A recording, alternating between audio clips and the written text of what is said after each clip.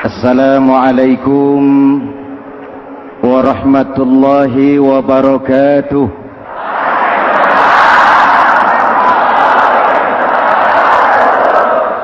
Alhamdulillah wassalatu wassalamu ala Rasulillah Sayyidina Muhammad ibn Abdullah wa ala alihi wa sahbihi wa mawalah, amma ba'du.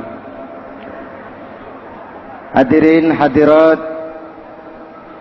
ma'asyiral muslimin yang saya cintai, Ramadan adalah madrasah,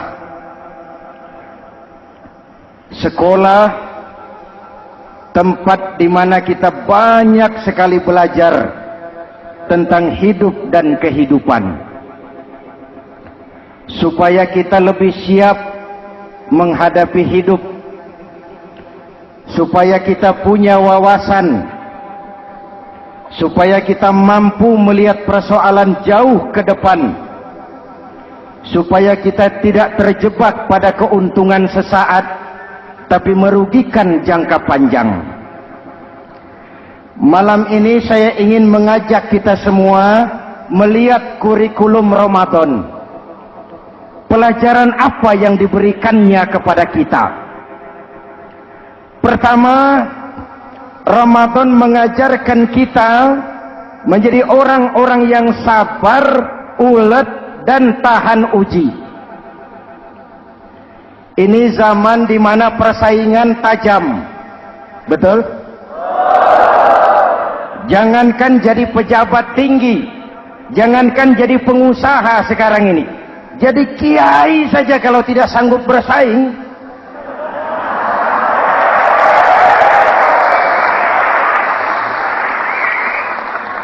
ini bahasa kasar tapi jujur. Karena orang sekarang hidup di zaman banyak pilihan. Akibat persaingan yang semakin tajam, orang sering kehilangan kesabaran. Kepengen cepat kaya, lalu tidak sabar. Makan renten, nipu orang, buka peternakan tuyul, korupsi. Sekarang ini kan lagi santer Bulog Gate jilid 2. Rupanya memang tajam uang Bulog itu. Bulog sudah memakan salah seorang mantan ketuanya, berdoa amang. Bulog sudah memakan seorang presiden. Sekarang Bulog sedang mengarah kepada ketua DPR. Kita lihat hasilnya.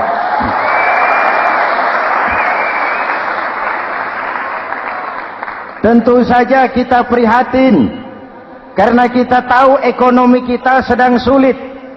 Hutang melilit leher, tetapi pada sisi lain kita melihat enak saja uang mengalir puluhan miliar untuk sesuatu yang tidak terkait dengan kepentingan rakyat.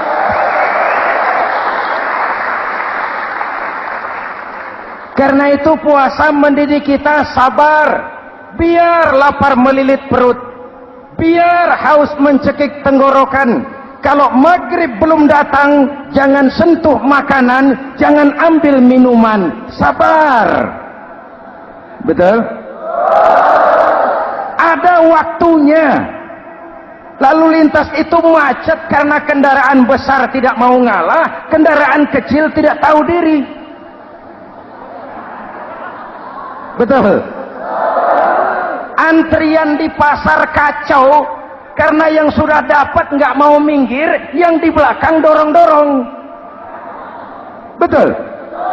Dimanapun antrian kacau, Bung. Kalau yang sudah dapat mau dapat lagi, yang nunggu kelamaan, akhirnya dorong-dorongan, kacaulah kehidupan sosial.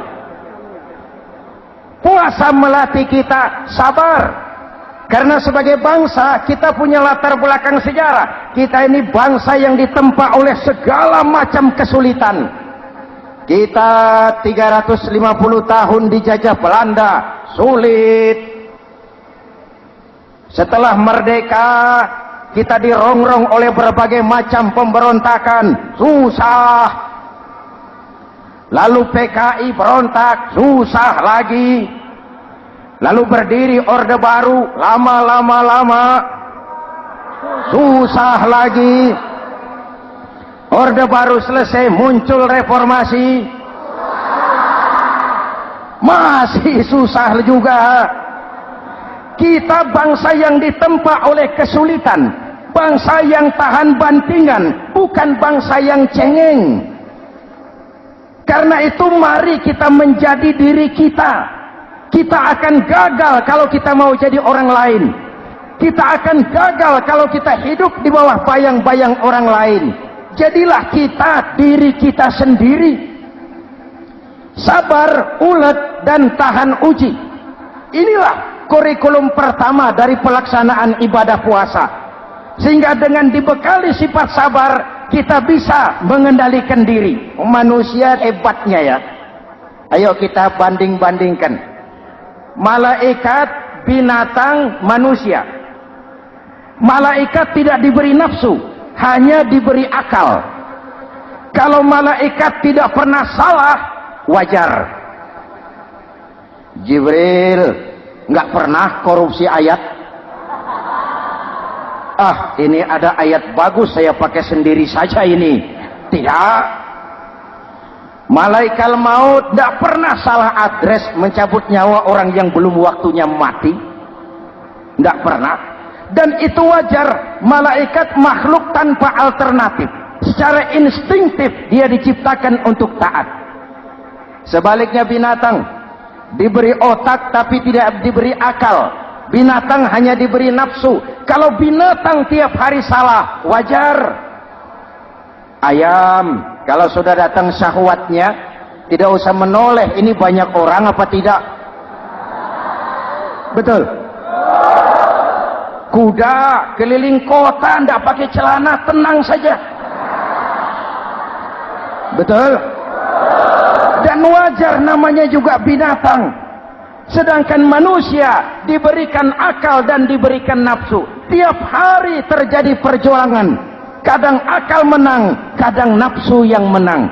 Ketika akal menang, kita lebih tinggi dari malaikat. Ketika nafsu yang menang, kita lebih rendah daripada binatang. Hadirin yang saya cintai, itu pelajaran pertama, sabar, ulet, tahan uji. Lalu pelajaran yang kedua, melahirkan sikap istiqomah, punya stabilitas temperatur batin, istilah sekarang. Soal istiqomah ini saya tidak akan menjelaskan pengertiannya, saya mau cerita saja. Mau dengar nggak? Ini tentang istiqomah. Dalam satu pertempuran, Jenderal Salahuddin Al-Ayyubi bersama tentaranya, tentara Islam, pernah mengalami kekalahan. Karena kalah, banyak yang ditahan jadi tawanan orang-orang kafir, beberapa perwira dan banyak ofsir. Tercatatlah ada 3 orang ofsir jadi tawanan raja kafir ini. Satu hari raja kafir musyawarah dengan perdana menterinya. Perdana menteri, saya tuan raja, ini tawanan Islam ini enaknya diapain? Kalau enaknya sih dibunuh saja tuan raja, selesai urusan. Soal bunuh sih gampang, Perdana Menteri. Maksud tuan raja, bujuk saja agar dia meninggalkan Islamnya, ikut ke agama kita. Nanti kita kasih hadiah. Begitu. Iya, baiklah. Besok saya sidang 3-3-nya. Besoknya ini 3 ofsir disidang di tempat terbuka langsung oleh Perdana Menteri. Mula-mula dipanggil ofsir pertama. Ofsir pertama, ya Perdana Menteri, sini. Baik. Kamu tahu kamu siapa? Tahu. Siapa kamu? Tawanan. Iya, kalau tawanan bisa diatur kan? Diatur bagaimana?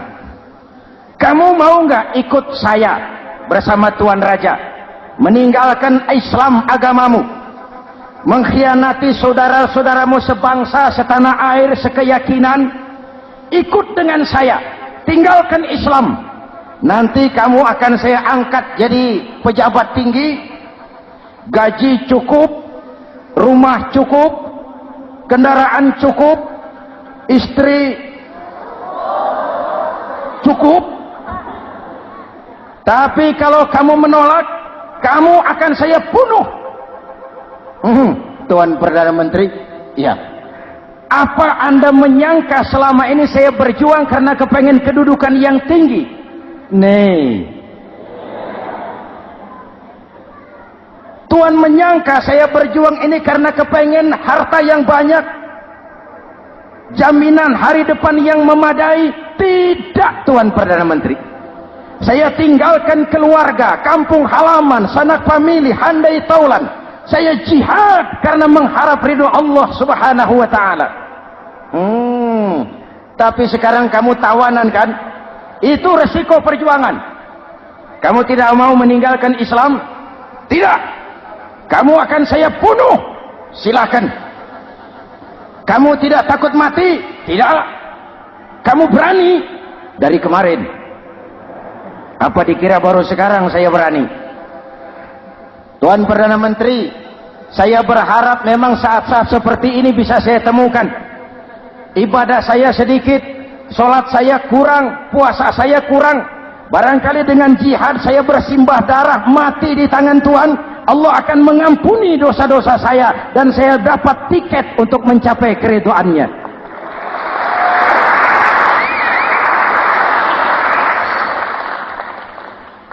Gila kamu. Biarin. Kalau ini Tuan anggap gila, saya bisa berbuat lebih gila dari ini. Saya bunuh kamu. Bunuh. Algojo. Dipancung. Dio. Ini terlepas kepalanya dari badannya. Menggeluntung kepalanya ke bawah.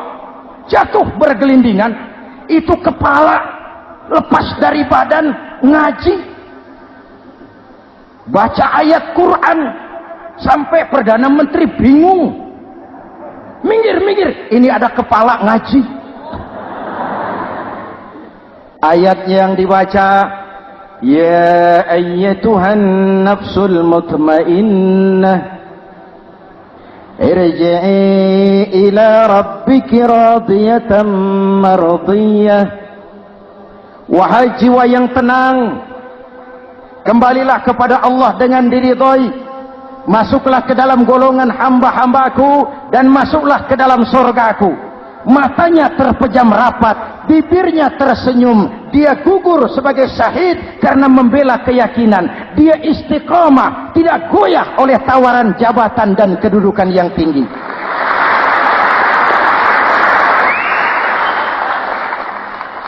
Perdana Menteri geleng kepala. Dasar orang Islam. Panggil officer kedua. Officer kedua. Ya, Perdana Menteri. Kamu sudah lihat temanmu yang barusan? Sudah. Mati kan? Mati. Kamu bagaimana? Mau tetap berjuang untuk Islam atau ikut kami? Jabatan tinggi, kedudukan tinggi, rumah tinggi. Bagaimana? Atau mau mati seperti teman kamu barusan? Sudah kamu pikir? Sudah, Perdana Menteri. Sudah apa? Sudah, jangan banyak omong. Maksud kamu apa? Saya sudah tidak sabar mau nyusul teman saya yang barusan itu.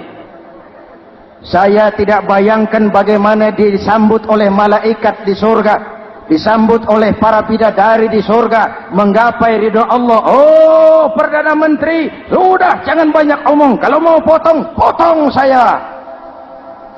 Perdana Menteri bilang ini lebih gila dari yang pertama itu. Yang pertama masih mau diajak ngomong, ini malah langsung minta disembelih. Ayo, Algojo, potong. Potong lagi. Dia terpisah lagi kepalanya dengan badan, jatuh ke bawah, menggeluntung, ngaji lagi. Ayatnya yang dibaca, wujuhun yawma izin nadirah ila rabbiha nazirah. Muka mereka hari itu berseri-seri kepada ridho Allah. Mereka memandang bibirnya senyum, matanya terpejam, dan dia ajal dengan husnul khatimah, mendapat syahid karena teguh punya keyakinan, istiqamah dalam perjuangan, tidak goyang, tidak mencela dan mencele.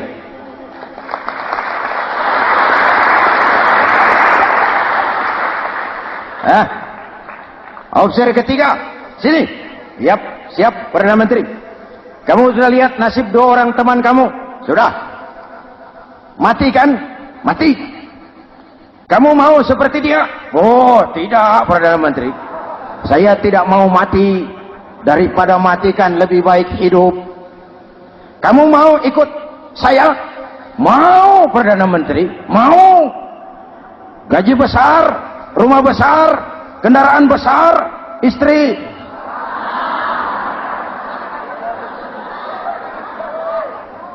Mau, Perdana Menteri, saya mau. Daripada tidak jadi apa-apa, kan lebih baik jadi apa-apa. Daripada tidak punya apa-apa, kan lebih baik punya apa-apa. Oh, jadi kamu selama ini berjuang karena mau cari apa-apa? Iya. Bagus. Nanti saya musyawarah sama raja. Kamu diangkat jadi bupati di mana? Tunggu ya. Perdana Menteri laporan, Tuan Raja. Ya, ini opsi ketiga kelihatannya baik ini. Dia mau mengkhianati teman-temannya, sebangsa, setanah air, sekeyakinan. Mengkhianati bangsanya, meninggalkan agamanya. Dia mau ikut kita. Kita angkat jadi pejabat di mana dia? Raja senyum. Oh, soal angkat mengangkat sih gampang, Perdana Menteri. Cuma saya pikir-pikir opsi ketiga ini kok tegel-tegelin. Kok sampai hati ya? Temannya sendiri, seiman, sekeyakinan, sebangsa, setanah air, dikhianati karena mengejar jabatan, harta, kedudukan. Orang itu, Perdana Menteri, kalau sudah mau mengkhianati saudaranya sendiri, apalagi orang lain.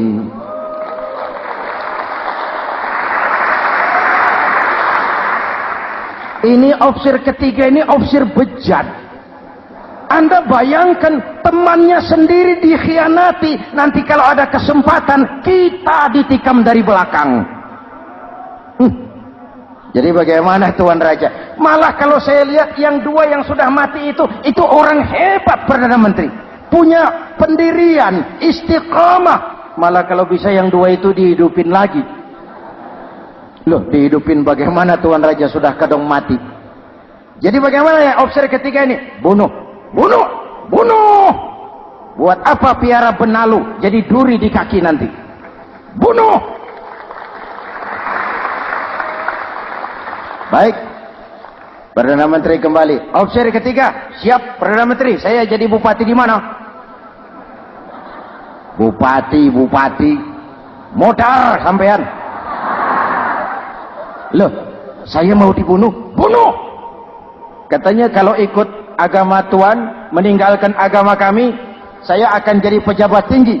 Kamu opsi bejat, kamu tidak punya pendirian, saudaramu sendiri seagama kamu khianati, apalagi orang lain, potongan kayak kamu jadi pejabat, rusak negara.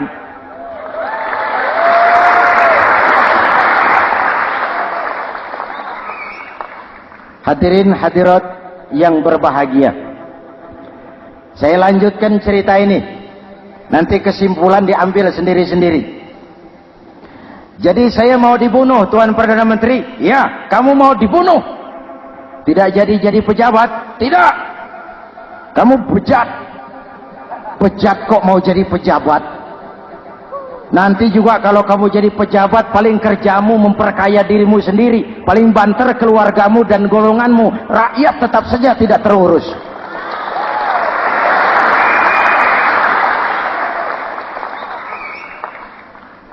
Paling-paling kamu kalau sudah jadi pejabat tinggi, kerjamu cuma membuka, meresmikan, berkunjung.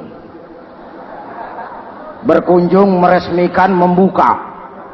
Membuka, meresmikan, berkunjung. Lah kapan kamu ngurus rakyatnya? Bejat kamu. Jadi saya dibunuh. Bunuh. Iyalah, kalau mau dibunuh ya saya bunuh. Tapi saya mau Islam lagi ah. Terserah, mau Islam lagi mau tidak, kamu tetap akan dibunuh. Iya, saya mau Islam lagi. Ayo cepat. Iya Pak, saya mau syahadat dulu. Cepat. Iya Pak, asyhadu macet lehernya. Ayo cepat. Iya Pak, asyhadu tidak bisa mengucap syahadat. Ayo cepat. Iya Pak, asyhadu tidak tuntas mengucap syahadat, golok algojo keburu sampai di lehernya.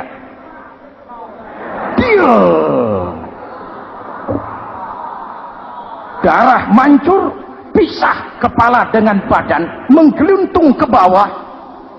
Ngaji lagi. Dia bekas santri, masih bisa ngaji. Cuma ayat yang dibaca lain sama dua temannya tadi. Ayat yang dibaca, afaman haqqa alaihi kalimatul azab, afaman haqqa alaihi kalimatul azab, afa anta tunkizu man finnar. Ini ayat yang dibaca. Orang yang memang sudah dapat vonis akan mendapat azab, bisakah kamu menyelamatkan dia dari neraka? Bertahun-tahun berjuang di bawah bendera Islam untuk kejayaan Islam. Di akhir hayatnya dia tergoda oleh kedudukan dan harta, oleh jabatan dan pangkat. Ia bergeser, imannya rapuh, hilang istiqomahnya, ditinggalkan agamanya, dan dalam keadaan begitu dia mati. Dia su'ul khatimah. Na'udzu. Hadirin, apa guna saya ungkapkan ini? Mari kita belajar. Perlu stabilitas temperatur batin. Saya sering katakan, berapa banyak orang waktu di bawah teriak-teriak, berantas korupsi, ganyang korupsi, sikat korupsi, cuma karena belum dapat kesempatan. Begitu dapat kesempatan, korupsinya lebih gila dari yang dia teriaki. Betul? Waktu di bawah rajin baca ayat kursi, dapat kursi, lupa sama ayat. Betul? Betul? Ini yang memerlukan sikap istiqamah, konsisten. Hanya dengan semangat seperti ini, maka kita tidak akan goyah oleh tantangan yang bagaimanapun beratnya. Hadirin yang saya muliakan, Allah berjanji, orang-orang yang beriman kemudian beristiqamah, tatanazzalu alaihimul malaikatu alla takhafu wa la tahzanu, akan turun kepada mereka malaikat seraya berkata, kamu tidak usah takut, kamu tidak usah sedih. Allah akan memberikan pertolongan kepada orang-orang yang istiqamah. Ayo kita tetap istiqamah melaksanakan ibadah hanya kepada Allah Subhanahu wa ta'ala. Nah, yang ketiga, ikhlas. Allahumma lakasumtu, untuk engkau saya berpuasa. Orang mau puji atau tidak bukan soal, orang mau lihat atau tidak bukan soal. Kalau sudah berbuat, yang penting karena Allah saja. Keikhlasan itu, kalau amal kita adalah jasad, ikhlas adalah ruh. Saudara, hari Jumat jam 9 pagi sudah berangkat ke masjid. Apa tidak bagus? Bagus. Sarungnya baru. Samarinda kelas BHS. Sajadah tebal. Tasbih panjang. Jam 9 sudah berangkat. Iya. Padahal sholat jam 12. Betul. Apa pahalanya besar? Nanti dulu. Itu berangkat jam 9 itu maunya apa? Pameran sarung? Atau di dekat masjid ada janda? Atau apa?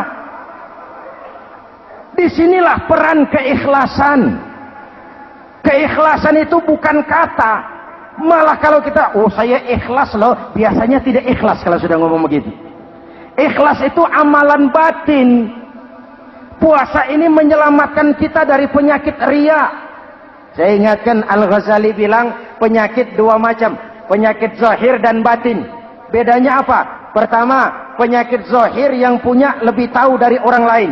Tapi penyakit batin orang lain lebih tahu dari yang punya. Kalau kita punya kanker darah tinggi, kita tahu, orang lain tidak.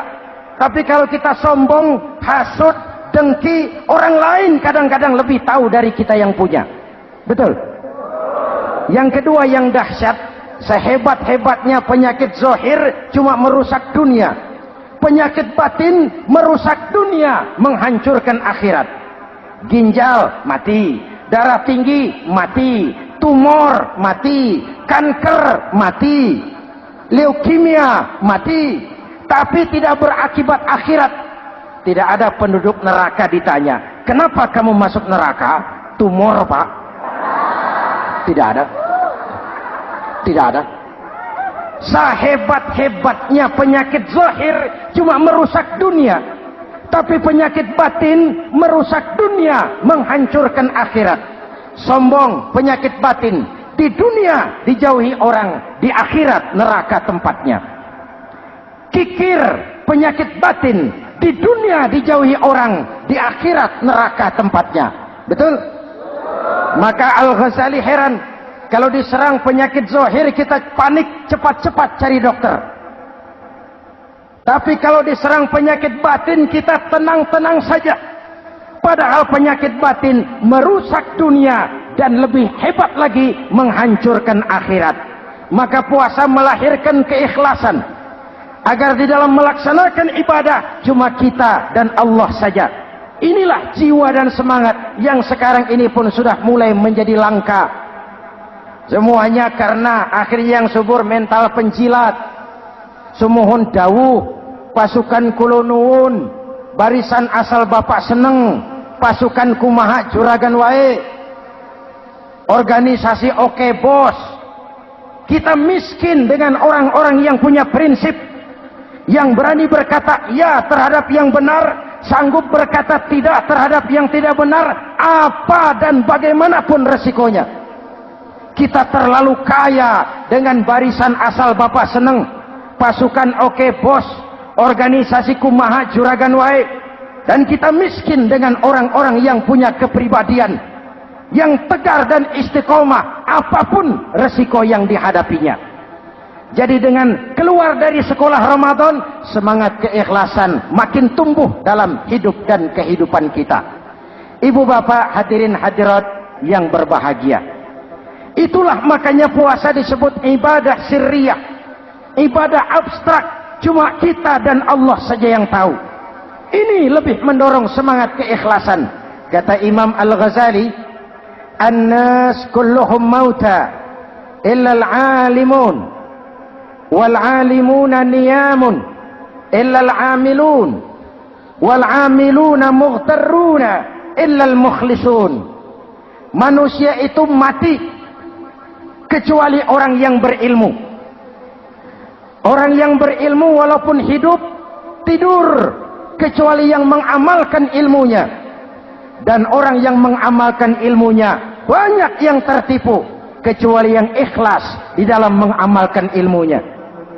Manusia mati kecuali yang berilmu. Yang berilmu walaupun hidup tidur, kecuali yang mengamalkan ilmunya. Yang mengamalkan ilmunya banyak yang tertipu, menyangka amalnya sudah banyak, sholatnya sudah hebat, zakatnya sudah luar biasa, jihadnya sudah mantap. Banyak yang tertipu, kecuali yang ikhlas di dalam mengamalkan ilmunya. Jadi amal tanpa ikhlas, jasad tanpa ruh. Itulah makanya nuansa Ramadan dengan ibadah puasa mengembangkan semangat keikhlasan di antara kita semua. Mari kita baca doa sama-sama munajat, mohon pertolongan Allah agar kita diselamatkan dari penyakit riya dan ditumbuhkan semangat keikhlasan. Ala hadhihi niyyah wa ila hadratin nabi. Al-Fatihah. Bismillahirrahmanirrahim. Alhamdulillahi rabbil alamin. Ar-Rahmanir-Rahim. Maliki yaumiddin. Iyyaka na'budu wa iyyaka nasta'in. Ihdinas siratal mustaqim. Siratal ladzina an'amta 'alaihim ghairil maghdubi 'alaihim waladdallin. Amin. Bismillahirrahmanirrahim. Amin. Alhamdulillahi rabbil alamin. اللهم صل وسلم وبارك على سيدنا محمد وعلى آله وصحبه أجمعين. اللهم اجعل جمعنا هذا جمعا مرحوما وتفرقنا من بعده تفرقا معصوما. اللهم اجعل جمعنا هذا جمعا مشكورا وتفرقنا من بعده تفرقا مغفورا. اللهم اجعلنا من السعداء المقبولين ولا تجعلنا من الأشقياء المردودين. ربنا تقبل منا صلاتنا وصيامنا وقيامنا وتخشعنا وتعبدنا وتضرعنا وتمم تقصيرنا برحمتك يا أرحم الراحمين. اللهم أصلح من في صلاحه صلاح المسلمين. اللهم أهلك من في هلاكه صلاح المسلمين.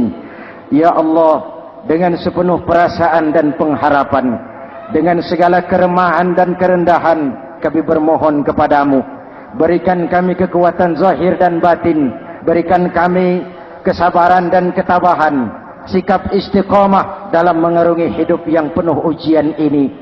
Karuniakan kepada kami pemimpin-pemimpin yang takut kepadamu dan sayang kepada kami. Rabbana hab lana min azwajina dzurriyyatina qurrata a'yun waj'alna lil muttaqina imama.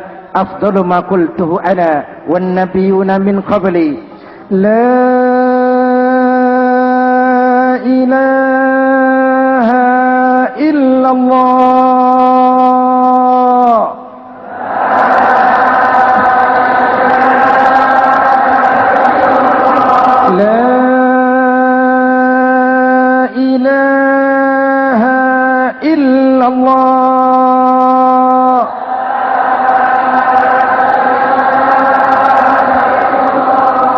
Muhammadur Rasulullah.